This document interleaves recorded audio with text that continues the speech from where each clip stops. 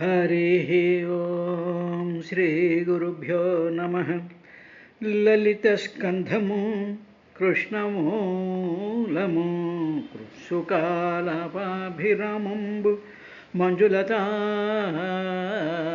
शोभितमुन् सुवर्णसुमनः सुज्ञेयमुन् सुन्दरोज्ज्वलवृत्तम्बु महाफलम्बु विमलं व्यासालवलम्बुनैवलयुं भगवताख्यकल्पतरुर्विन् सद्विजश्रेयमयी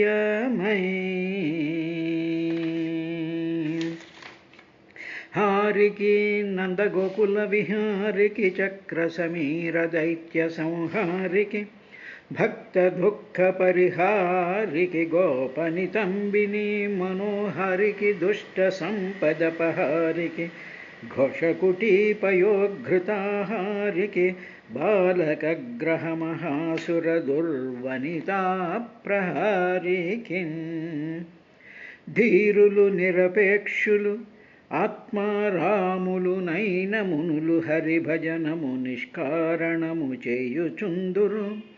నారాయణుడట్టివాడు నవ్య చరిత్ర నిగమములు వేయి చదివిన సుగమంబులు కావు. ముక్తి సుభగత్వంబులు సుగమంబు భగవతమను నిగమంబు పఠింప ముక్తి నివసనము సుధా. పద్మలోచన కృష్ణ భక్తాభయప్రద వినుము సంసారాగ్ని వెగుచున్న జనుల సంసారంబు హరింపంగ నీవు దక్క అన్యులు లేరు తలచి చూడ. సాక్షాత్కరించిన సర్వేశ్వరుండవు ప్రకృతికి అవ్వలి ప్రభుడవు ఆద్య పురుషుండవగు నీవు. బోధముచే మాయనణతూ నిశ్రేయసాత్మయందు మాయయందు మునిగి మనువారలకు కృపజేసి ధర్మ ముఖ్య చిన్నమైన శుభము సేయుదేవు. సుజనులు అవనిలో కవబుట్టుదవు జగన్నివాస. శీలికి నీతిశాలికి వశీకృతశూలికి బాణహస్త నిర్మూలికి ఘోర నిరదముక్త శిలాహత గోప గోపికాపాలికి వర్ణధర్మ పరిపాలికి అర్జున భూజయుగ్మ సంచాలికి మాలికిన్ విపుల చక్ర నిరుద్ధ మరీచి మాలికిన్. హరి ఓం శ్రీ గురుభ్యో నమః. అంగుడు తాను యజ్ఞం చేద్దాము అని సంకల్పించినటువంటి సందర్భంలో ఋత్విక్కులందరూ కూడా యథావిధిగా వేదప్రోక్తంగా తర్వాత ఏ విధమైనటువంటి లోటుపాట్లు కానీ దోషాలు కానీ మరేమీ లేకుండా వాళ్ళు యజ్ఞాలని ప్రారంభించినప్పటికీ ఆ యజ్ఞంలో వేసినటువంటి హవిస్సులను తీసుకోవడానికి దేవతలు రాకపోవడం అనేటువంటి విషయాన్ని గమనించినటువంటి ఋత్విక్కులు, రాజా ఈ దేవతలు ఎవరు రావటం లేదు, ఎందుకో కారణం తెలియటం లేదు అని అన్నప్పుడు అప్పుడు ఓ విదురా ఆ అంగుడు ఆ ఋత్విక్కులను చూసి అంగో ద్విజవచ శ్రుత్వా యజమానః సుదుర్మన తత్ప్రష్టుం వ్యసృజద్వాచాం సదస్యాం సదనుజ్ఞయా. వెంటనే తాను మౌనం వీడి ఆ ఋత్వికుల యొక్క అనుమతి తీసుకుని కెన్ ఐ స్పీక్ అని చెప్పి ఆ సైగల ద్వారా అనుమతి తీసుకున్న తర్వాత తాను యజమాని కాబట్టి హోమం చేస్తూ ఉండేటువంటి యజ్ఞం చేస్తూ ఉండేటువంటి యజమాని ఏ మాట మాట్లాడకూడదు, మనసులో ఏ విధమైనటువంటి ఆలోచన ఉండకుండా ఉండి ఏదైనా సరే దోషం కలుగుతున్నప్పుడు అక్కడ ఉండేటువంటి సదస్యులను అక్కడ ఉండేటువంటి ఋత్విక్కులను వాళ్ళ యొక్క అనుమతి తీసుకుని మాట్లాడాలి అనేటువంటి శాస్త్ర విధానంతో ఆ అంగుడు ఆ ఋత్విక్కులతో ఏమన్నాడంటే, నా గచ్చంత్యాహుతా దేవా న గృహ్ణంతి గ్రహానిహ సదసపతయో బ్రూత కిమవద్యం మయా కృతం. వెంటనే ఆయన మనసంతా కూడా వికలమైపోయి ఆ యజమాని అయినటువంటి అంగుడు సదస్సులారా దేవతలను ఆహ్వానించినా కూడా వాళ్ళు యజ్ఞానికి విచ్చేసి సోమపాత్రలను స్వీకరించటం లేదు.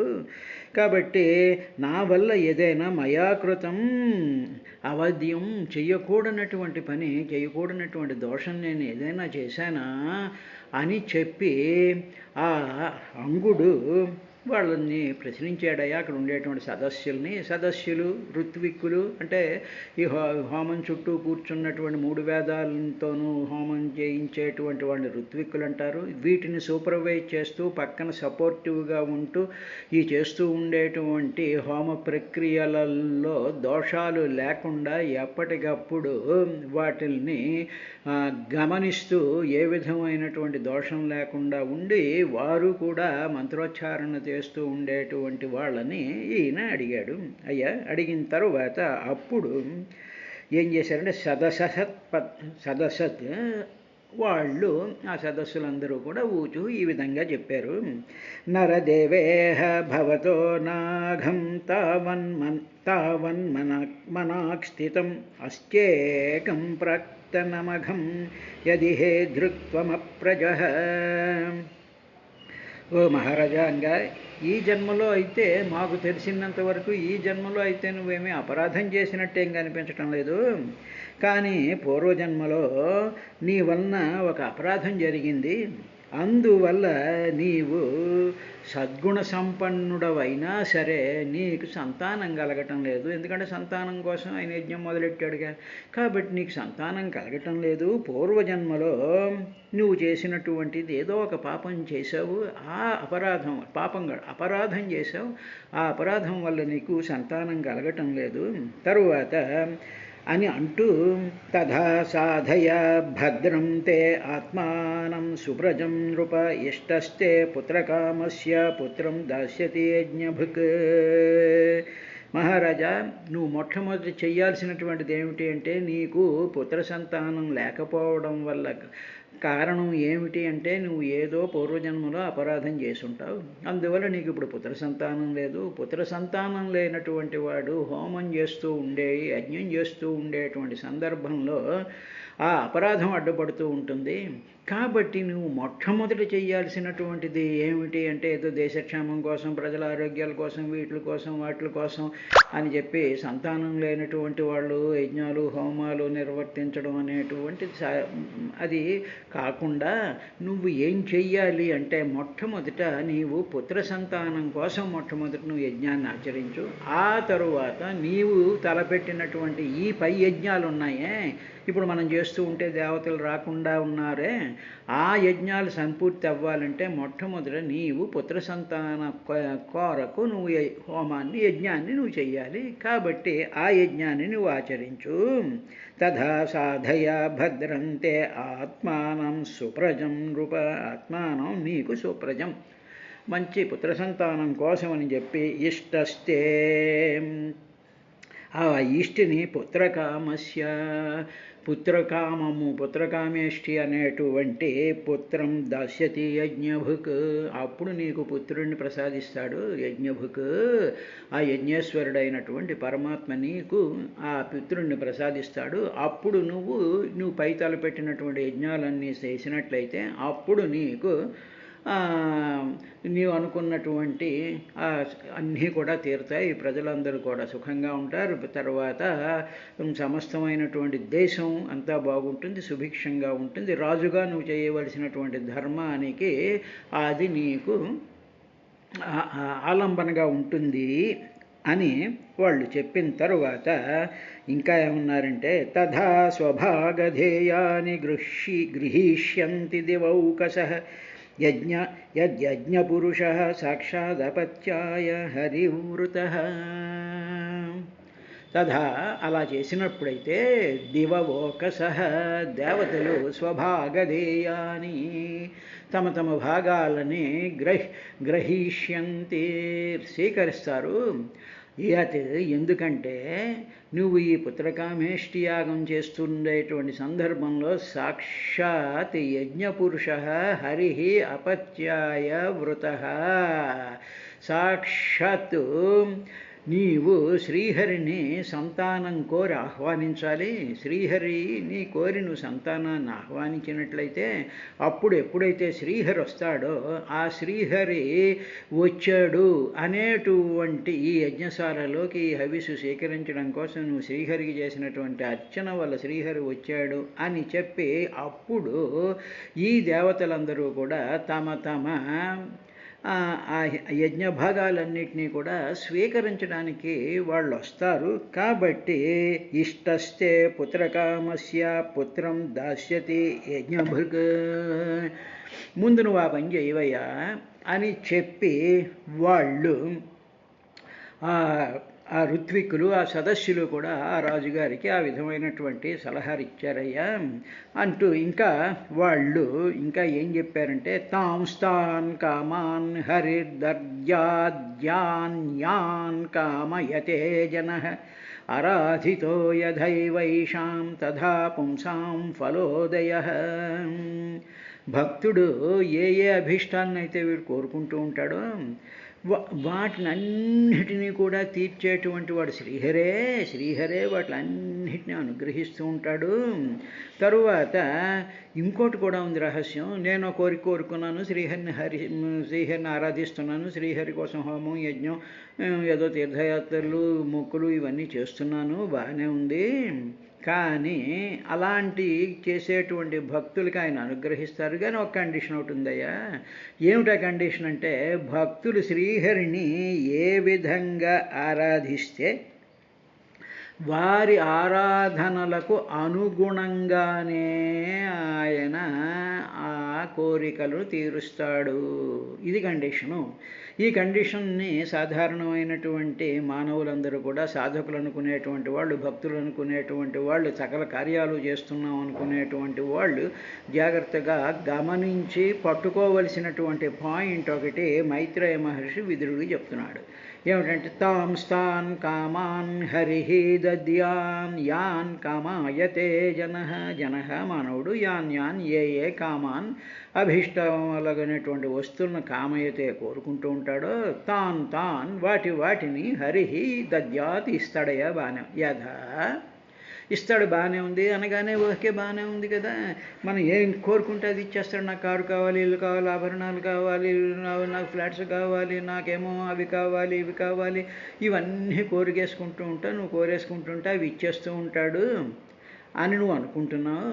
కానీ యథా ఏ విధంగా అయితే ఆరాధించబడినాడో ఆ శ్రీహరి నువ్వు ఏ విధంగా ఆరాధిస్తున్నావు నీ మనసులో నిండా కోరిక పెట్టేసుకుంటున్నావు. కోరిక పెట్టేసేసుకుని అక్కడ హోమానికో పూజకో స్నానానికో తీర్థయాత్రకో పోతావు. పోయేటప్పటికి నీ మనసు అంతా కూడా ఏమిటి గొప్ప అయిపోవాలి, పూజ చేసేసుకోవాలి, ఇది అయిపోవాలి, ఆ కోరిక తీర్చేస్తూ ఉండాలి అని ఏమాత్రం శ్రద్ధ కానీ భక్తి కానీ మరొక విధమైనటువంటి కాన్సన్ట్రేషన్ కానీ లేకుండా ఏదో గబగబా తీసేసుకోవాలి. మరి మనం ఇలా పూజ చేసేస్తూ ఉండేటప్పుడు మన ఫోటోలు తీసేస్తూ ఉండాలి, మన చుట్టూ జనం చేసేస్తూ ఉండాలి, వాళ్ళని పలకరిస్తూ ఉండాలి, వీళ్ళని పలకరిస్తూ ఉండాలి, ఇలా చేస్తూ అలా చేస్తాం అనేటువంటి విధంగా కానీ నువ్వు పూజ చేసినట్లయితే నువ్వు ఏ విధంగా అయితే పూజ చేసావో ఆ విధంగా ఆయన నీకు ఫలాలు ఇస్తాడు. యథా ఏ విధంగా అయితే ఆరాధించబడతాడో నువ్వు శ్రద్ధగా ఆరాధించి భక్తిగా ఆరాధించి అదే విగ్రహాన్ని అదే ఫోటోని అదే మంత్రాన్ని వింటూ అదే భావాన్ని చేస్తూ స్వామి అని చెప్పి నీ పాదాలు కావాలి అని చెప్పి నువ్వు పూజ చేసుకుంటున్నావు, హోమం చేసుకుంటున్నా, తీర్థయాత్రలో ములుగుతూ ఉన్నా, ఏం చేస్తున్నా ఈ నాలుగిటిగా నీ మనసు ఉన్నప్పుడు అప్పుడు నువ్వు కోరుకున్నటువంటి కోరికని పుంసాం మానవులకు ఆయన ఇస్తాడు. కానీ నీకు శ్రద్ధ లేదు, ఫోటో మీద ఉంది, ఎవరు వచ్చారో కూర్చోండి అంటావు, వాళ్ళ గోత్రాలు అడుగుతావు, వాళ్ళు తెచ్చినటువంటి పువ్వులు తీసుకుని వాళ్ళని ఏదో మెప్పించడం కోసం అని చెప్పి నువ్వు ఇక్కడ పోస్తూ ఉంటావు. ఇలాగ నానా రకాలుగా నువ్వు చేస్తూ ఉండేటప్పుడు నీ ఫలాలు నీ కోరికలు ఏం తీరుస్తాడు అలాగే కూడా తీరుస్తాడు. అంటే నువ్వు ఇక్కడికి ఏం కావాలంటే ఏదో ఫోటోలు కావాలి, ఫ్రెండ్స్ కావాలి, వీళ్ళు రావాలి, వాళ్ళు రావాలి, ఆ కోరికలన్నీ నీ ఆరాధనను బట్టే తీరుస్తాడు తప్ప నీకు ఉండేటువంటి ఆ కోరికలని తీర్చేటువంటి వాడు కాదు. యథా ఆరాధిత ఏ విధంగా ఆరాధిస్తున్నావో యథా ఆరాధిత నీ ఆరాధనలో ఉండేటువంటి దానిని బట్టే యశాం తథా ఏవ ఫల ఉదయ ఫలాలు పుడుతూ ఉంటాయి. ఇది జాగ్రత్తగా అందరూ గమనించుకోవలసినటువంటి విషయము. సరే, ఇది అయిన తర్వాత ఇది వ్యవసిత విప్రాస్తస్య రాజ్య ప్రజాపతయే పురోడాసం నిరవపన్ శిపివిష్టాయ విష్ణవే. ఇది ఈ విధంగా వ్యవసితా అప్పుడు నిశ్చయించుకున్నటువంటి విప్రాహ ఋత్వికులందరూ కూడా తస్య ఆ రాజ్ఞ మహారాజుకు ప్రజాపతయే సంతానం కొరకని చెప్పి శిపివిష్టాయ అంటే ఏమిటి, సకల ప్రాణులలోనూ కూడా నిత్య శుద్ధ బుద్ధ ముక్త స్వభావంగా ఉంటూ అందరిలోనూ కూడా అంతర్యామిగా ఉండేటువంటి విష్ణవే, ఆ విష్ణువుని ధ్యానిస్తూ ఆ విష్ణు సంబంధమైనటువంటి మంత్రాలను పఠిస్తూ ఆ వేదవేద్యుడైనటువంటి యజ్ఞస్వరూపుడైనటువంటి యజ్ఞభుక్ అయినటువంటి అటువంటి ఆ యజ్ఞేశ్వరుడిని శిపివిష్టాయ, అటువంటి యజ్ఞేశ్వరుడికి వీళ్ళందరూ ఏం చేశారు, పురోడాసం నిరవపన్, ఆ పురోడాసంతో వాళ్ళు హోమం చేశారు. ఏమండి పురోడాసం అంటే ఏమిటండి? పురోడాసం అనేటువంటిది ఒక టెక్నికల్ టర్మ్ అన్నమాట. అంటే ఏమిటి, ఏదో కాజ లేకపోతే ఏదో జంతిక ఏదో చేగోణి లేకపోతే ఏదో ఇవి అంటూ ఉంటాను చూసారా. ఇప్పుడు పురోడాసము అనేటువంటిది హోమాలలోనూ యజ్ఞాలలోనూ సమర్పించేటువంటి అగ్నిదేవుడి ద్వారా ఆ దేవతకు సమర్పించేటువంటి పదార్థాన్ని, ఆ ద్రవ్యాన్ని పురోడాసం అంటారు. అది ఏమిటి అంటే బియ్యపిండిని వేయించి బాగా వేయించేసేసి బియ్యపు పిండిని వేయించి దాంట్లో బాగా నెయ్యి కలిపి చేసేటువంటి ముద్దని పురోడాసం అంటారు. అంటే బియ్యపు పిండిని ఆ పిండిని బాగా వేయించి దాంట్లో నెయ్యి కలిపి చేసేటువంటి ఆ ముద్దని శ్రీహరికి హోమం ద్వారా సమర్పణ. ఆయన ఎంత సింపుల్గా ఉన్నాడో చూడండి. అంటే ఏమిటంటే బియ్యపు పిండిలో ఇంత నెయ్యి వేసేసేసి దాన్ని శ్రద్ధగా భక్తిగా కాన్సన్ట్రేటెడ్గా స్వామి అని చెప్పి ఇది ఇవ్వాలి. కానీ పుల్లారెడ్డిలో కొనుక్కొచ్చినటువంటి పాచిపోయినటువంటి స్వీట్లు పట్టుకొచ్చి ఆ తర్వాత ఏమో ఎవరెవరో చేసేటువంటి ఆ పదార్థాలన్నీ పట్టుకొచ్చేసేసి మేమేదో చాలా బ్రహ్మాండంగా నైవేద్యాలు పెట్టేశాము అనుకునేటువంటి పనికి రావండి. శ్రీహరికి ఏం కావాలి అంటే శ్రద్ధ భక్తి చాలా సింపుల్గా ఉండేటువంటి పదార్థాలు కావాలి. వీళ్ళు ఆ విధంగా పురోడాసం నిరవపన్ హోమం చేశారు విదురా అన్న తరువాత ఇంకా అప్పుడు ఏం జరిగింది? పురోడాసంతో చేస్తున్నప్పుడు తస్మాత్ పురుష ఉత్తస్థౌ హేమమాల్యమాలాంబర హిరణ్మయేన పత్రేణ సిద్ధమాదాయ పాయసం. తస్మాత్ ఇలాగ పురోడాసాన్ని స్వీకరించినటువంటి అగ్ని ద్వారా స్వీకరించినటువంటి ఆ స్వీకరించబడినటువంటి ఆ అగ్నిహోత్రం నుండి తస్మాత్ దాని నుండి హేమమాలి బంగారు మాల కలిగినటువంటి వాడు అమల అంబర చాలా స్వచ్ఛమైనటువంటి అంబరాలంటే వస్త్రాలు కట్టుకున్నటువంటి పురుష ఒక పురుషుడు హిరణ్మయేన ఒక బంగారు పాత్రతో సిద్ధం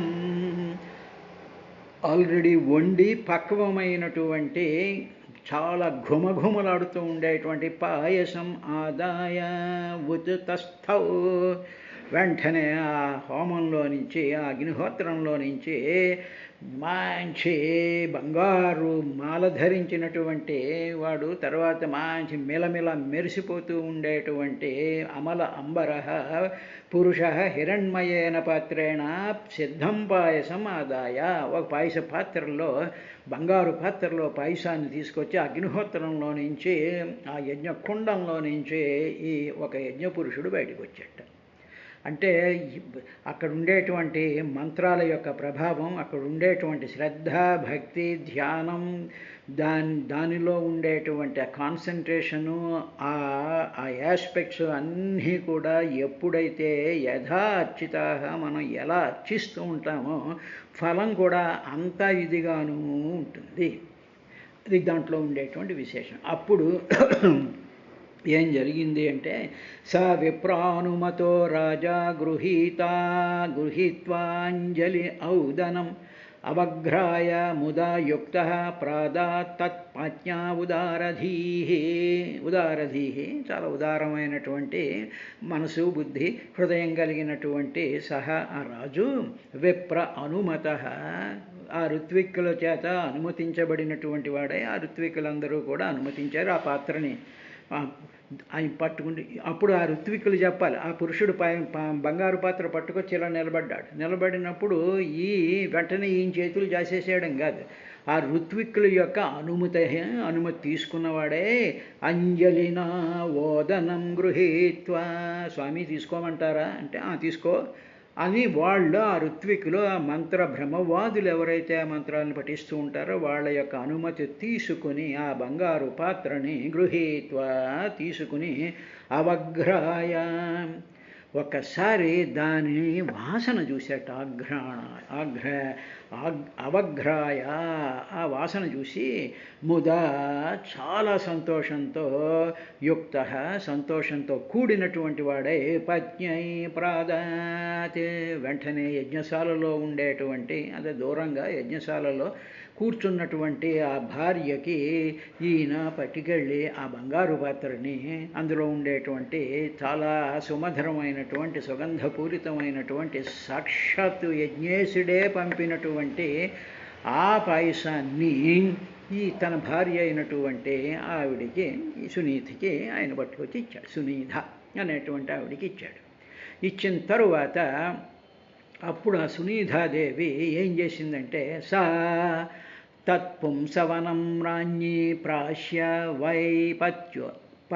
ఆరాధధే గర్భం కాల ఉపావృత్తే కుమారం సుషవే ప్రజా, అప్రజా, సంతానం లేనటువంటి రాజ్ఞి, ఆ మహారాణి పుంసవనం, పుత్ర సంతానం కలిగించేటువంటి, పుంసవనం అంటే పుత్ర సంతానం కలిగించేటువంటి ఆ పాయసాన్ని ప్రాశ్యవై, వెంటనే చాలా భక్తిగా శ్రద్ధగా ఎంతో ఆనందంతో పొంగిపోయేటువంటి హృదయంతో చాలా ఇదిగా ప్రాశ్యవై, చాలా నిశ్చయంగా భక్షించి పత్యు, భర్త నుండి గర్భం ఆదదే, అప్పుడు భర్త వల్ల గర్భాన్ని ధరించిందయ్యా.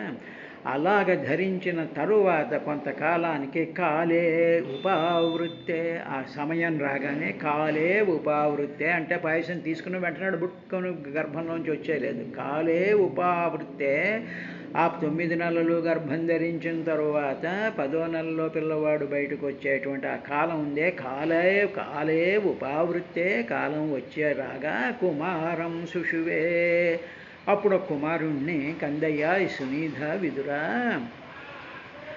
అని చెప్పిన తరువాత ఆవిడికి, ఈ అంగుడికి, ఆ సునీధకి పుట్టినటువంటి వాడు వేణుడు, వాడు పరమ దుర్మార్గుడు, వాడేమో నానా గందరగోళాలు చేసేస్తూ ఉంటే, అప్పుడేమో మనుల శాపం వల్ల వాడు మరణించాడు. వాడి యొక్క కుడి భుజాన్ని మధిస్తే అందులో పృథు చక్రవర్తి నారాయణాంశతో పుట్టాడు అనేటువంటి ముందు విన్నాను చూసారా, ఆ వేణుడు పుట్టాడు ఈవిడికి.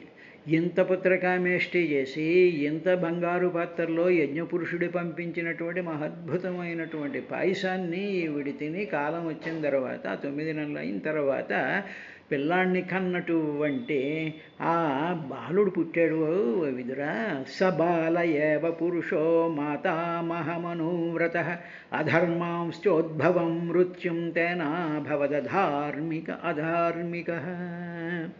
సహ, ఆ పురుష, ఆ పుత్రుడు, ఆ పుట్టినటువంటి మగపిల్లవాడు బాలుడుగా ఉండగానే, when he was very young, 5 ఏళ్ళు 6 ఏళ్ళు ఆ ప్రాంతంలో ఉండగానే అధర్మ అంశ ఉద్భవం మాతామహ, అధర్మం యొక్క అంశతో పుట్టినటువంటి ఈ సునీధ తండ్రి అయినటువంటి అంటే ఏమిటి మాతామహుడు అనమాట. తల్లి యొక్క తండ్రి, ఆ తండ్రి అధర్మం అంశంతో పుట్టాడు, అన్ని అధర్మాలు చేస్తాడు. అంటే ఉదాహరణ ఇప్పుడు జగన్మోహన్ రెడ్డి ఉన్నాడు, వాడు బాగా రాజారెడ్డి ఉన్నాడు చూసారా, అలాగన్నమాట. ఉతికినది అది ఉదాహరణకి మాత్రమే. ఆ విధంగా ఆ మాతామహి అంటే తండ్రి, ఆ తల్లి యొక్క తండ్రి అతను అధర్మపరుడైనటువంటి వాడు. ఆ అధర్మపరుడైనటువంటి వాడు ఎప్పుడూ కూడా ఎప్పుడు కూడా మృత్యుం అనువ్రత, అన్ని వేళల్లోనూ మృత్యువుతో అనుసరించి ఉంటూ ఉంటాడు. అధర్మపరుడికి ఎప్పుడు వెనకాల మృత్యువు ఉంటూ ఉంటుంది. అంటే ఏమిటనమాట, నువ్వు ఎప్పుడైతే అధర్మం చేస్తూ ఉంటావో, ఎప్పుడైతే ప్రజల్ని పీడిస్తూ ఉంటావో, ఎప్పుడైతే నీకు ఈ అధర్మ బుద్ధి ఉంటుందో, అటువంటి అంశతో పుట్టినటువంటి వాడి వెనకాల వాడిని అనుసరించేటువంటి వాళ్ళు కమాండోలు లేకపోతే సెక్యూరిటీ గార్డ్స్ కాదుట, మృత్యుం అనువ్రత, మృత్యువు ఎప్పుడు వాడిని అనుసరిస్తూ ఉంటుంది. అటువంటి తేన అధార్మిక అభవత్, నాకు మనవడు పుట్టాడు, నా మనవడు పుట్టాడు అని చెప్పేసేసి ఈ అంగుడికి సునీతకి పుట్టినటువంటి ఆ పిల్లవాడిని తాతగారైనటువంటి ఆ అధర్మాంశతో పుట్టినటువంటి వాడు పెంపకం ప్రారంభించాడు. అటువంటి దుర్మార్గుడి యొక్క చేతిలో పెంపకం పెరిగినప్పుడు వాడికి ఆ దుర్మార్గత్వం రాకపోతే మరి ఎటువంటి దుర్మార్గత్వం వస్తుంది? ఇది గమనించవలసినటువంటి విషయం. పెంపకం కూడా సరిగ్గా ఉండాలి అని భాగవతం చెప్తుంది. రేపటి కార్యక్రమంలో ఏం జరిగింది అనేటువంటి విశేషాన్ని చూద్దాం.